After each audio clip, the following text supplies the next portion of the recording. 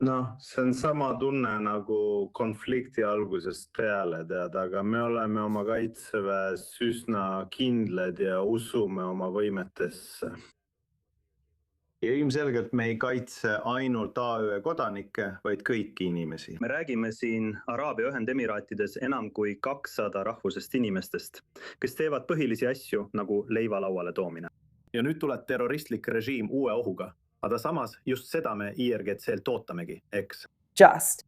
No tead, Iraan ähvardab ilmselgelt Dubai ja Abu Dhabi lennujaamu ning Jebel Ali sadamat, kogu seda majanduslikku infrastruktuuri, millele kogu AÜE on üles ehitatud. Ähvardab sisuliselt Islamivabariik. AÜE? Siiani võib öelda, et on vastanud diplomaatilise keelekasutusega, kutsudes üles vaoshoitusele. Kas te arvate, et see on kaalutletud vastus, märk enesekindlusest, et Iraan ei kavatse oma ähvardusi ellu viia? Või arvate, et võib-olla Abu Dhabi valmistub millekski, mida ta loodab, et ei juhtu? Ma arvan, et see on natuke mõlemat. Araabia Ühendemiraadid on alati olnud oma avalikes sõnumites kaalutletud, sest retoorika teravdamine ei paranda tegelikult, teate küll, ei paranda julgeolekut.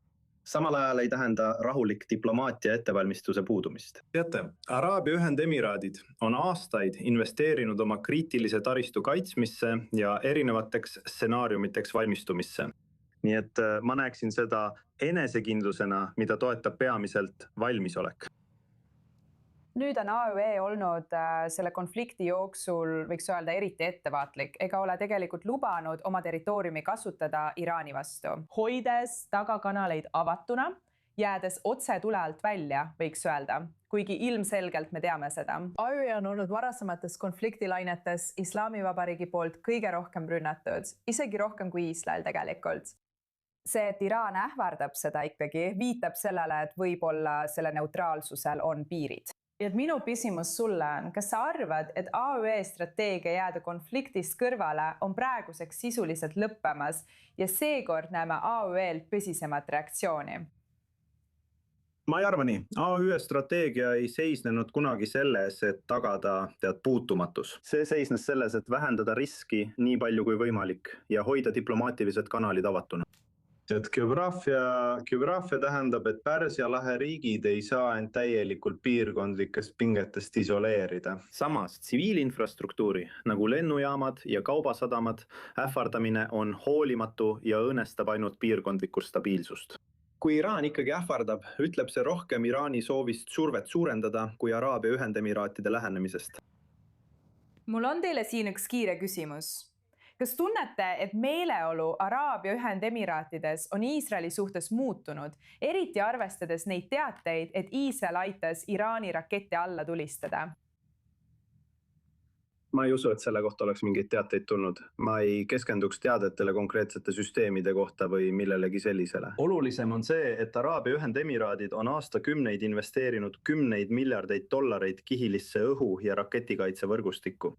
Tead, alates konflikti algusest on Araabia Ühendemiraadid, nagu sa ütlesid, Araabia Ühendemiraadid on tõrjunud rünnakuid. Tõenäoliselt umbes 3000 õhust lähtuvat ohtu, sealhulgas 500 ballistilist raketti, 20 tiibraketti ja üle peaaegu 2000 drooni.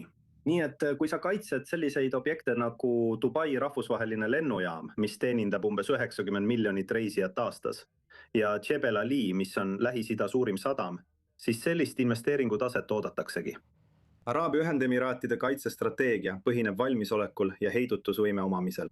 Oluline on see, et Araabia Ühendemiraadid on aastaid investeerinud sellesse, et neil oleks võimekus kaitsta oma rahvast, infrastruktuuri ja majandust.